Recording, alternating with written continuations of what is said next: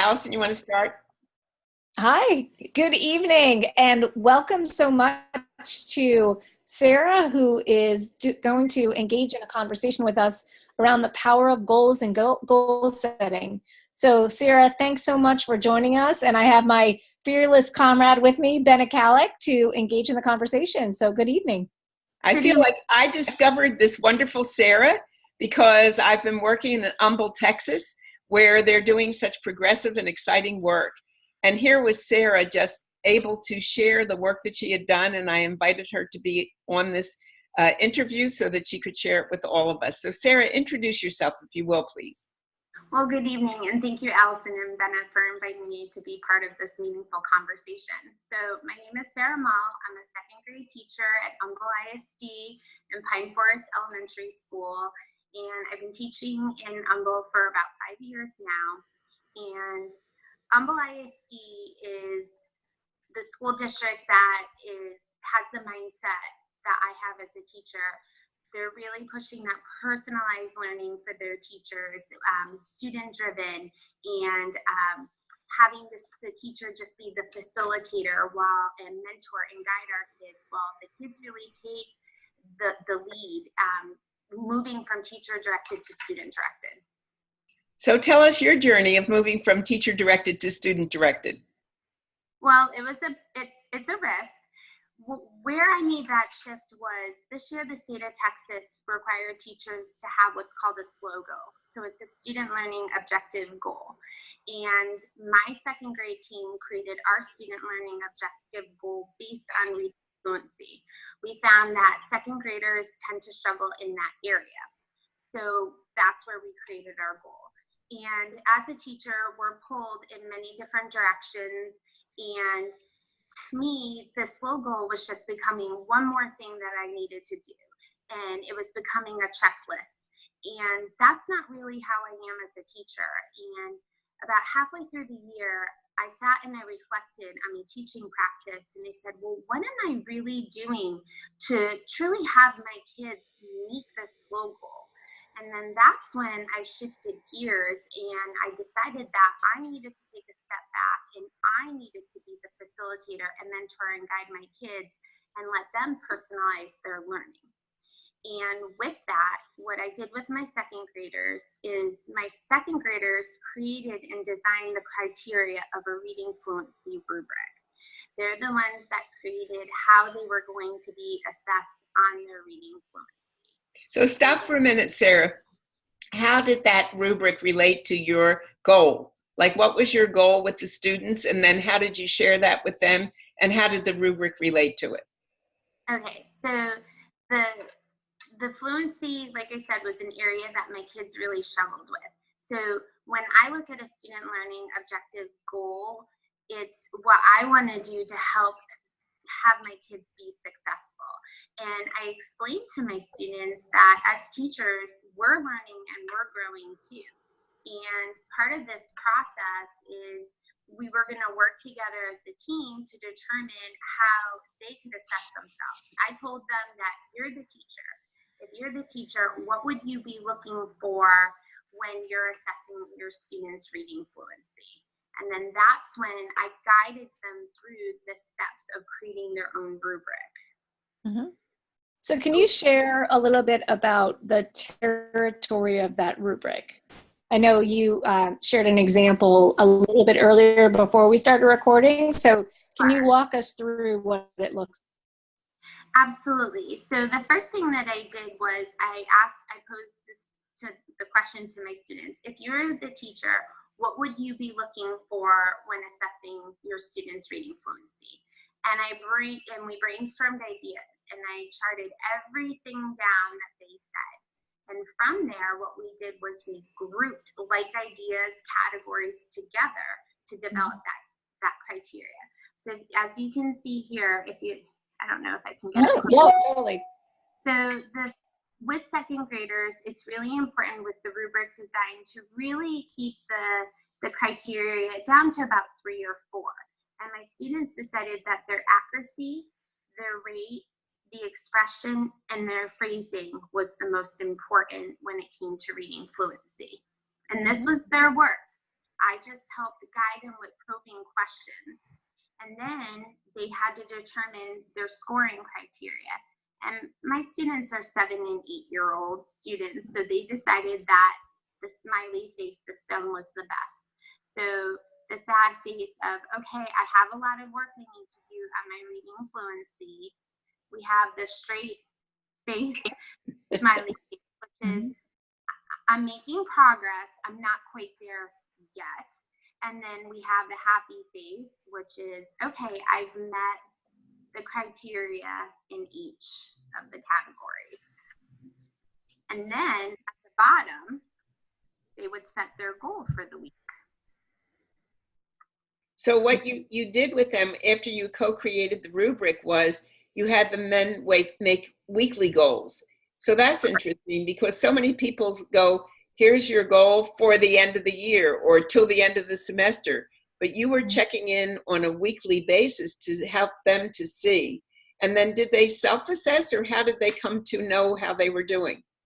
Well, it took a lot of modeling at first because I wanted my students to truly know how to use their own rubric and to really look at the different components in the rubric and not just say, oh, well, I think I'm a smiley face.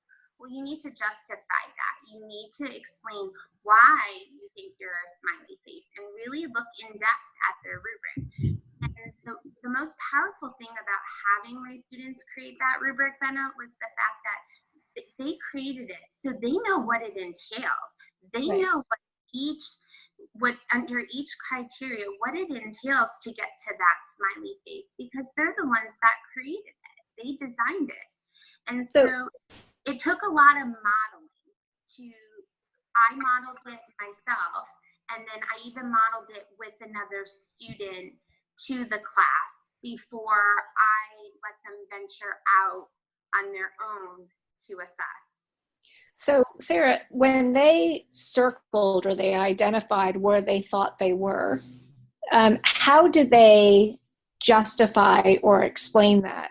How did you help model that part for them as well? Because it's one thing to identify, it's another thing to be able to justify where you put yourself using evidence, and especially reading fluency is something potentially that's in the moment. So how did you get them to be metacognitive about what they were doing as they were doing it so that they could accurately reflect? Sarah, tell the story of slurping. Yeah. So just to kind of backtrack. So my philosophy with teaching is I do it, I model it, we do it together. So I modeled it with the student and then they went off and do it. They would do it. So my students would work in partnerships and they would take turns as to who would go first and they would record themselves reading. And what they did was they would then go back and listen to themselves reading while working with their partner, and their partner helped them assess themselves. And my kids really learned how to give each other constructive criticism, not a way to knock your friend down and make your friend feel bad about where they are in their rubric. My kids really had that growth mindset of, okay, you know what? This is where I am on Monday. That's okay. I now know what I need to do to get myself to that end result. And it was interesting because, like Benna was saying, I had a slurper. I had a little girl who, when she was reading in guided reading group with me, I would comment, you need to stop slurping. And she would look at me and she would say, I'm not slurping. And I said, okay, honey. So when we started this fluency process and she recorded herself, she heard herself actually slurping. And I'll never forget that moment. She went, I love that facial reenactment too. She looked at me like, my teacher is right. It was a light bulb moment for her, and it was really inspiring to see. And let me tell you, she no longer slurps. She is now mindful of that because she heard herself and she recognized that her slurping was affecting her rate and was affecting her phrasing. And she has now stop slurping while she's reading. It's been pretty empowering and amazing to see. So the power of having them record themselves and the power of engaging with their partners in constructive feedback, it helps identify where they are in relation to their reading fluency.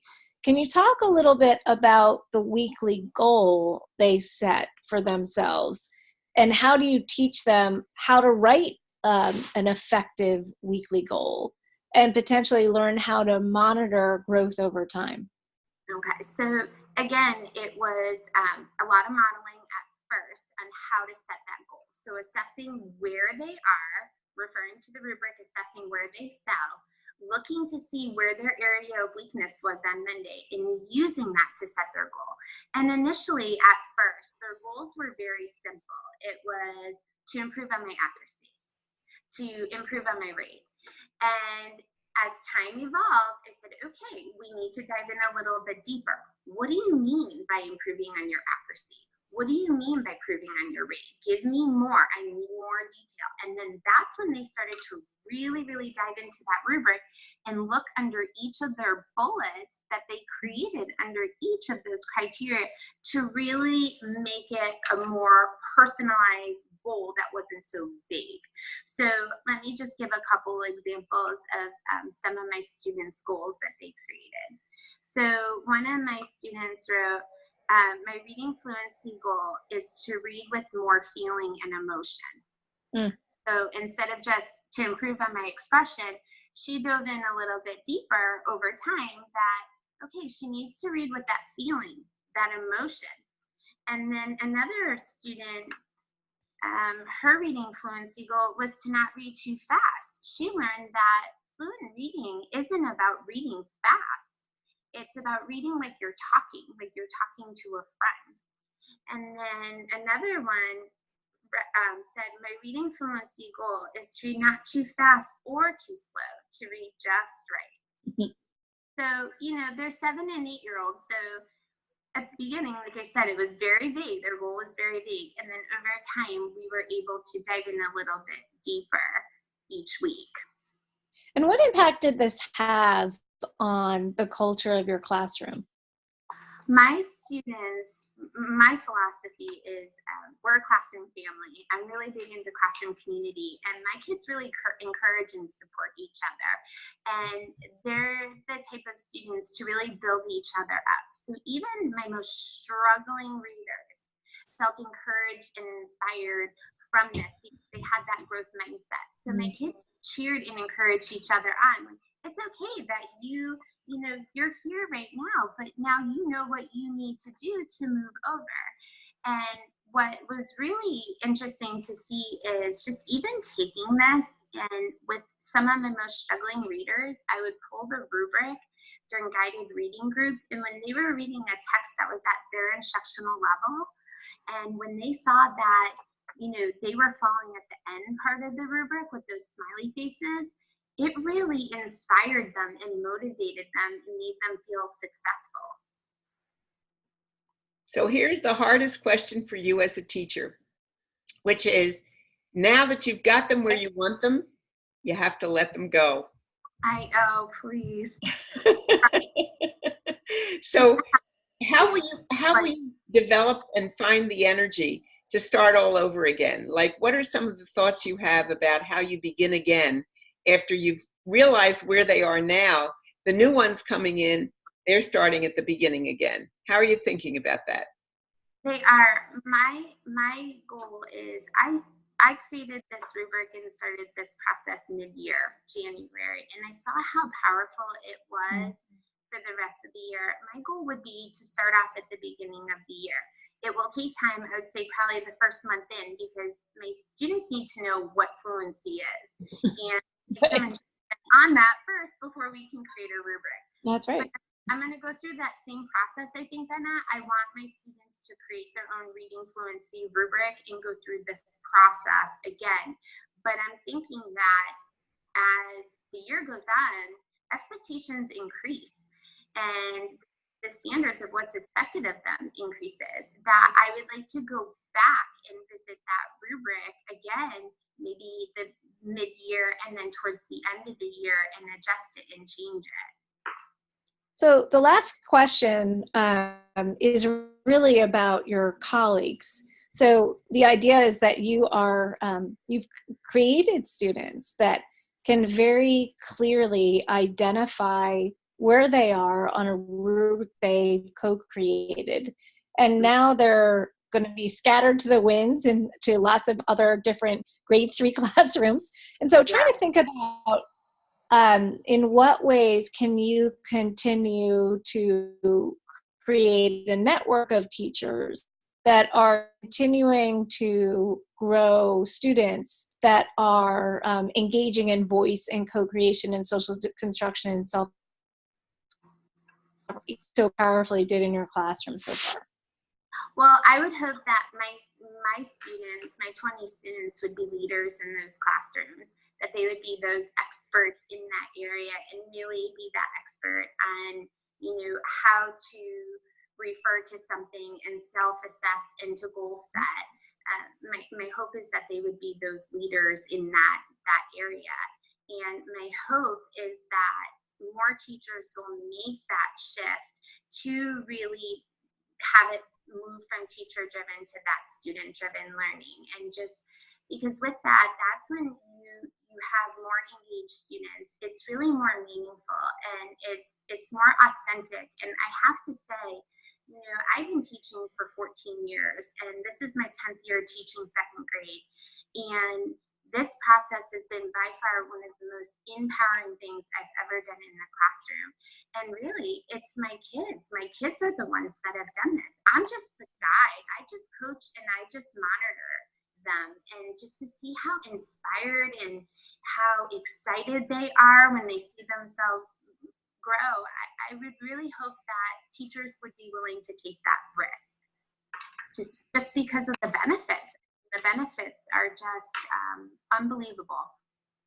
Well, it's such a lovely way to wrap up the interview. And I know for all the Learning Personalized community folks and the Habits of Minds folks, that if they want to see the co-created rubric that Sarah held up, that folks may or may not have been able to take a quick look at, we'll make sure that that co-created rubric is uploaded, as well as a couple of samples of weekly goals that some of your kiddos set. But it was such a joy spending some time with you, Sarah. Well, thank you so much for having me. It's been a wonderful opportunity. And, I'm thrilled to know, and I can say that not only does she have this opportunity, but she made a presentation at ASCD at the national conference.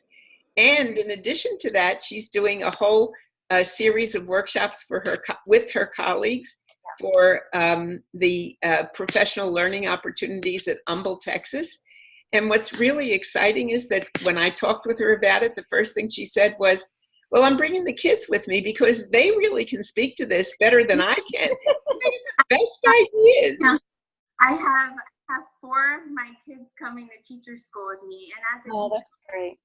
Me so proud that they're willing to give up a day of their summer vacation to come in and teach other teachers about some of the things that they've done in the classroom.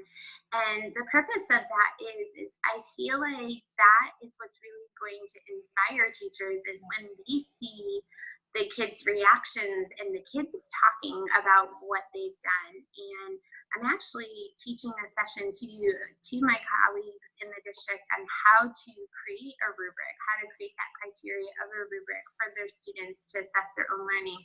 And I'm very, very fortunate that my amazing principal, Sloan Simmons, is going to be teaching that session with me. She's been an amazing support. And I have to say, when I went to Sloan with this idea that I had, my biggest concern was the amount of time that it was going to take, because as teachers, we have standards we have to meet by the end of the year. And in Texas, it's these Texas TEKS that they're pushing on us. And she said, you know what, Sarah? She goes, this is an investment in time. And she goes, go for it. And she's been so incredibly supportive throughout this whole process. Well, it's clear that it takes a village. So not only to have being in a powerful, innovative school division, with a powerful and supportive principal, but having students, again, volunteer a day or two of their summer are really demonstrating the level of passion and commitment and leadership that they feel empowered to. So again, just such a lovely conversation with you, and looking forward to getting to engage with you more in the future. Thank you, Sarah. Thank you so much.